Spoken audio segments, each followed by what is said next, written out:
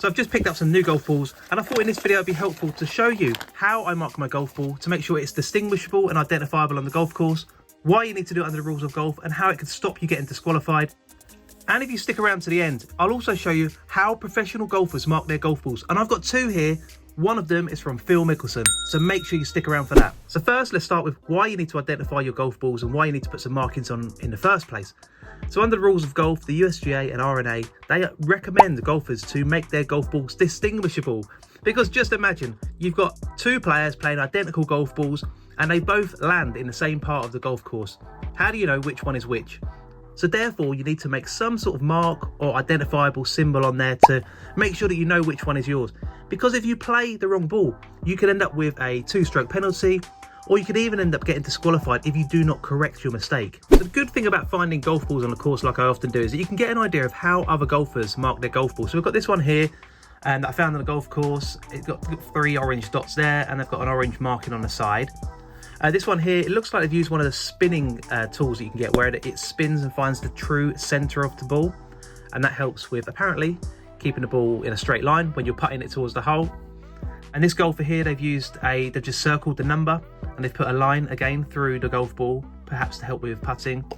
And then this person here, DT, you cannot miss that golf ball. I think that'd be quite off-putting if it was staring back up at me from the tee. But, you know, DT, I've got your ball, I can't miss it. So thanks very much for showing me how you mark your golf ball. But with me, I keep it quite simple. I think I use one of these alignment tools you can pick up really cheap on Amazon. And with my Sharpie marker, I use a black permanent marker. Alison Burgess 345 in a comment on an earlier video said that you should use the laundry marker from Sharpie. They stay on the golf ball a lot longer. But I keep it really simple, and I start with 3 dots. So I put one here, just in there. And I'll put it on the opposite side as well. Trying to line them up in a similar sort of position. 3 dots there.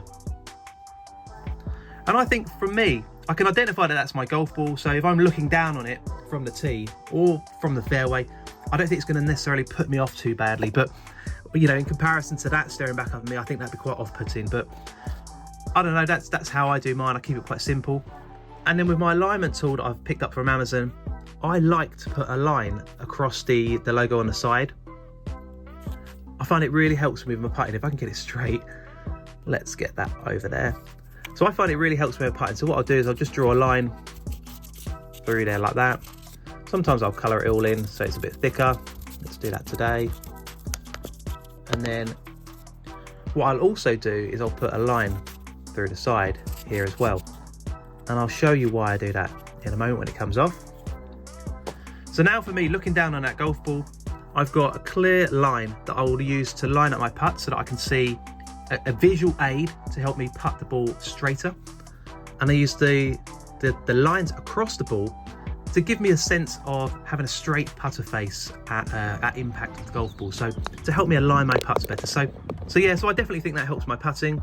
And what I like about it for me is that I've got then a clear side of the golf ball. So when I'm teeing up the golf ball, I like to have a really clear view of just a white golf ball or whatever colour golf ball I'm playing. Just a clear view of the golf ball. So something that's not going to necessarily off-put me when I'm playing my shot. But let's look at how professional golfers mark their golf ball. So this golf ball is from Thomas Pieters, who plays on the Live Tour. He's a Belgian golfer. Can you see there's a giveaway there? Yes, the colours there on the golf ball are the Belgian flag colours. So you can see there that he's put the dots on the bottom under the Titles logo and on the opposite side there. But what's really interesting is that he also uses a line through his ball, right through the Pro V1X logo. He obviously uses that to help him with his putting as well. This is Phil Mickelson's golf ball that was given to my son at a recent live event. And let's look at how he marks his. So you can see here that he's got 4 very simple dots under the Callaway logo.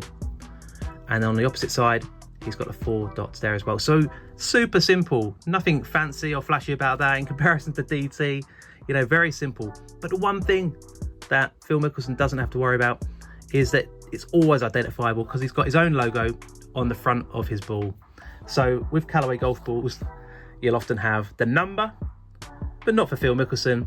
He's got his own logo. And I think that's really cool. Maybe one day we'll have an up-close golf logo on golf balls. But what I want to know is, how do you mark your golf ball? Are you big and bold, or are you more discreet?